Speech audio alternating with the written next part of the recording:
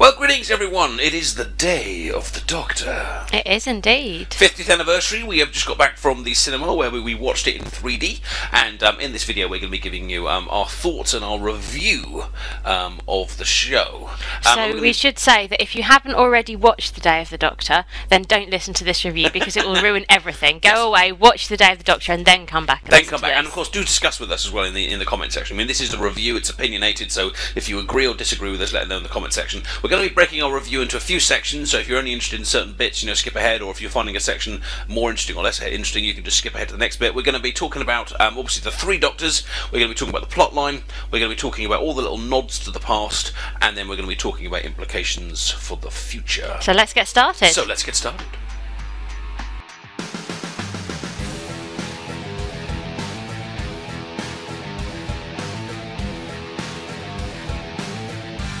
let's talk about the Doctors. Three of them. Three of them, or maybe more. Or more? Oh, yes, indeed. Well, all of them. But obviously, the main plot line focused on the three, and actually for a fair chunk of the show, we actually had three Doctors working together, discussing dialogue, etc., etc. Which is one of the kind of unique features of this episode, wasn't it? Yes. We've never had that before, mainly because they can't cross their own timelines. Well, it has actually happened in old Doctor. Oh, has it? Okay. Yeah, they have done it before, but obviously it's the first time in the modern era where there's ever been any kind of crossover. So how did you feel about having all three of them in the same room? We discussed this before the show took place, but we were very apprehensive about how it was all going to kind of pan out and things like that. But actually, I thought the chemistry between them was really enjoyable, didn't you? Yeah, absolutely. The way that they kind of bantered between themselves, the way that they shared jokes. I know you were a bit apprehensive about the jokes to begin with, weren't you? You weren't keen on the John Hurt Doctor being involved in jokes. First, let's just say that the chemistry was great. The older grumpy one, they all had their individual personalities as well, and they kind of really kind of played those up, and it was really nice to see Tennant back again. We were watching it in the cinema, and the first time Tennant appeared, there was literally it was like a little it was a cheer, which was great. But I didn't think any of them overshadowed the others. I think you could quite clearly say that there was no one star of that one. Absolutely. All three of them were the Doctor for the evening. Yeah, absolutely.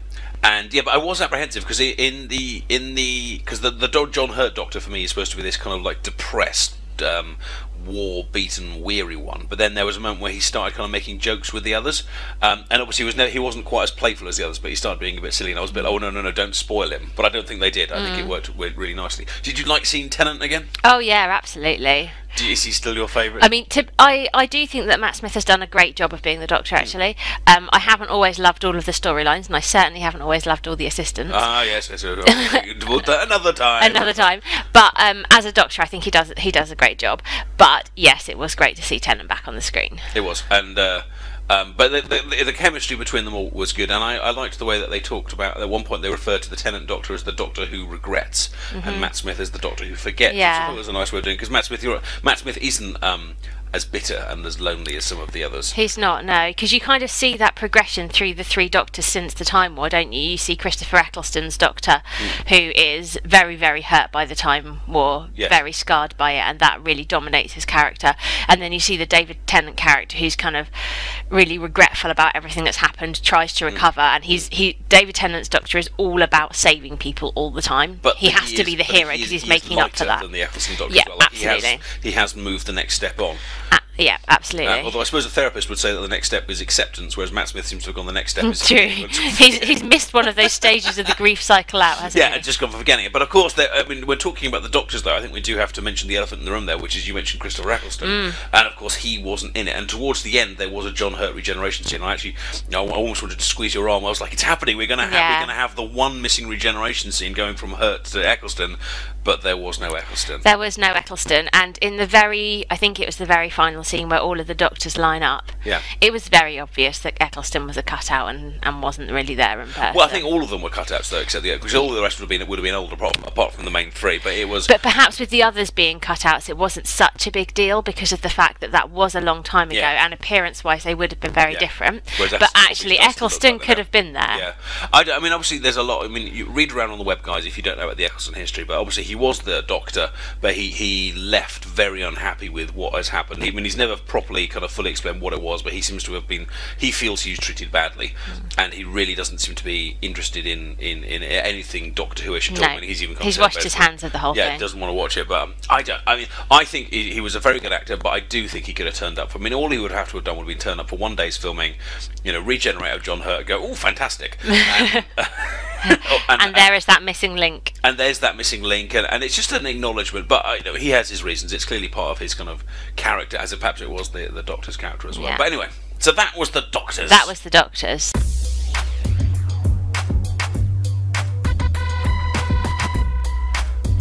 Okay, well, the plot line. Now, we both deliberately lowered our expectations of the 50th because we both have a thing that when it gets to the finales of Doctor Who, the end of Series 1, the end of Series 2, the end of Series 3, we often feel they kind of forget the plot line and just go for kind of style over substance, and it's all about kind of bangs and explosions and Daleks flying around the place. I mean, did you feel that the 50th suffered from that? Not at all. I would say that in the first few minutes I was a bit concerned. Okay.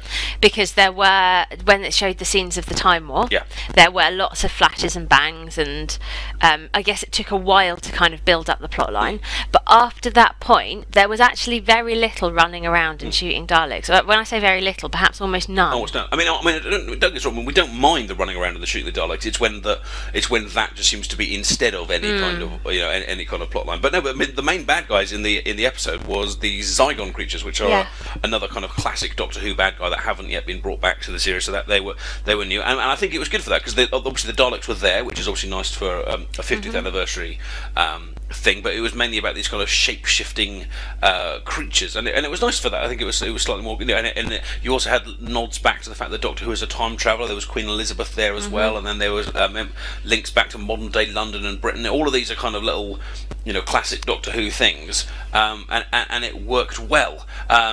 But there was this lovely bit towards the end that I really, really liked, where the John Hurt Doctor had decided, okay, well, it's now time. I need to do this action that I need to do, and he's about to, detonate this weapon.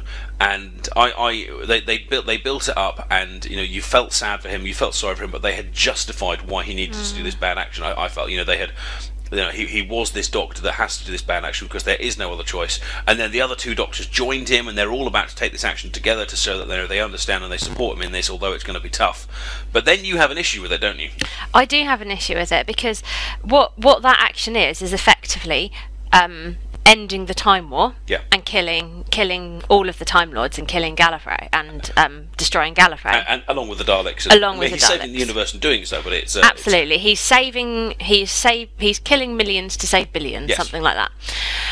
Now the thing is, for me, the Time War is a fixed point in time and it can't be changed. Would that be crossing their own time screen? It would be crossing your own time screen, and I know that in this episode there was an awful lot of crossing your own time screens and screwing around with fixed points in times, and I suspended my disbelief. Is that right? The right phrase? But suspended my belief for the other parts.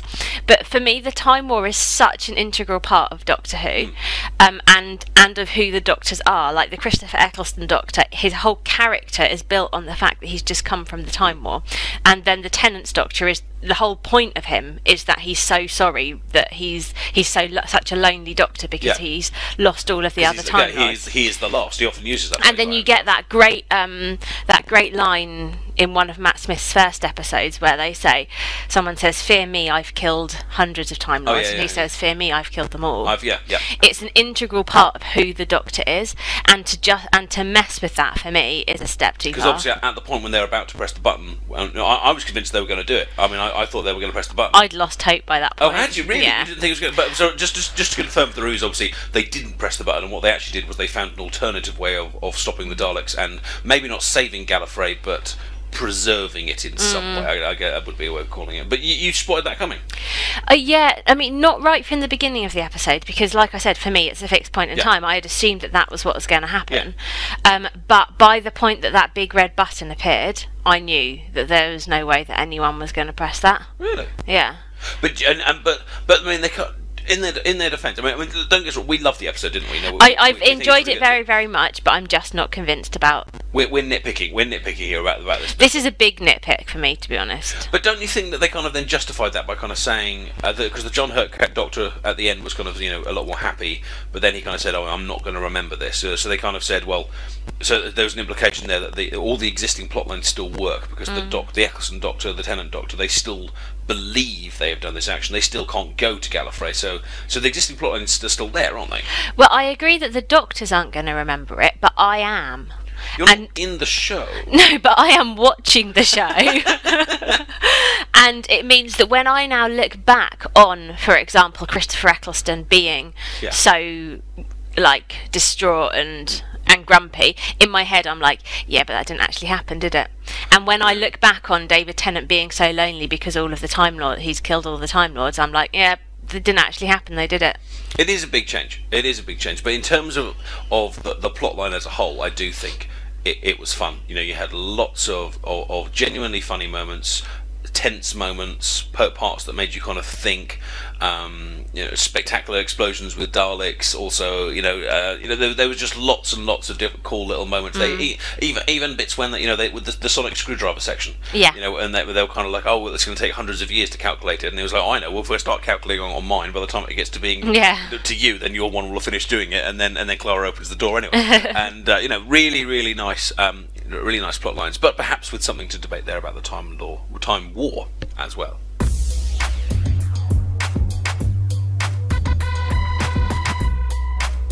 So we're going to talk a bit about nods to the past, and Adipose, you're going to have to do a bit of work on this one because you're better with the Doctor Who past than I am.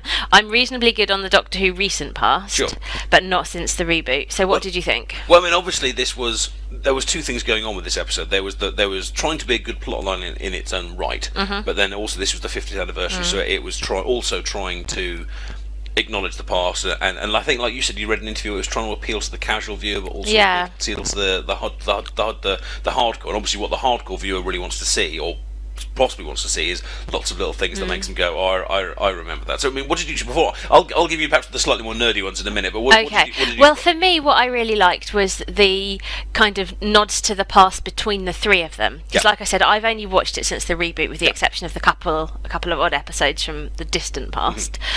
So, for example, where the Matt Smith Doctor said something about it being timey-wimey. Yeah.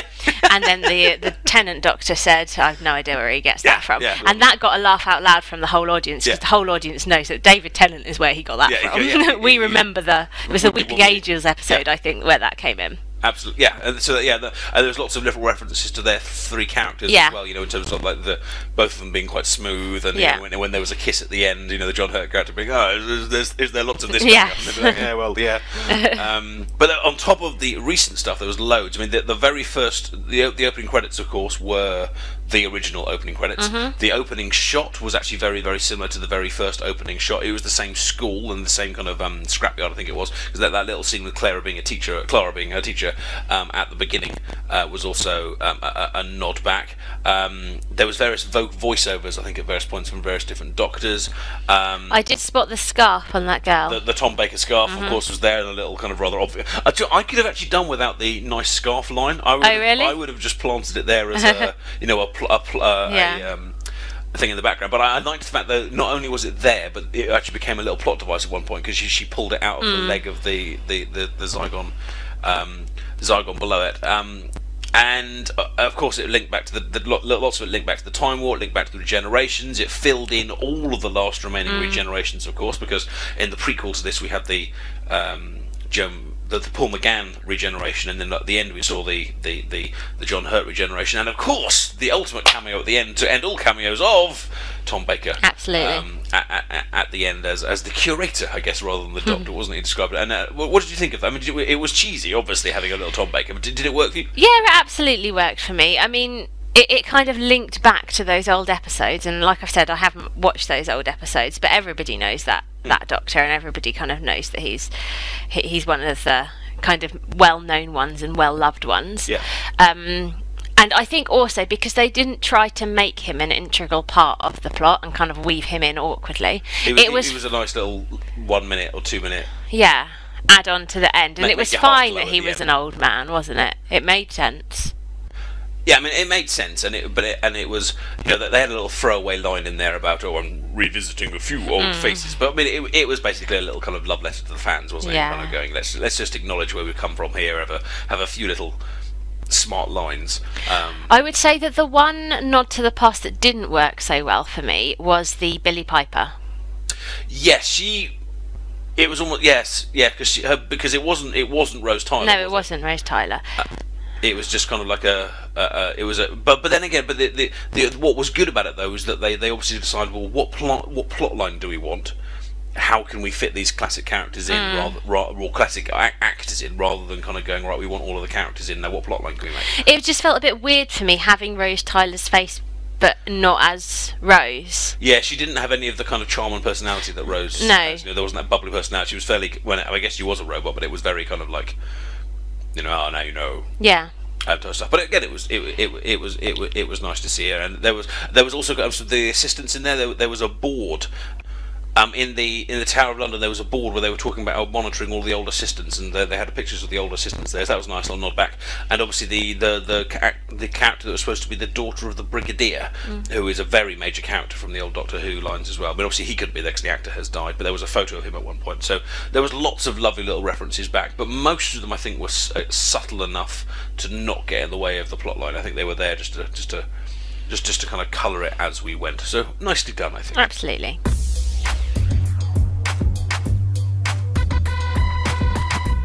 Okay, so well, what implications does this have for the future? What kind of like foreshadowing do we think that we had there?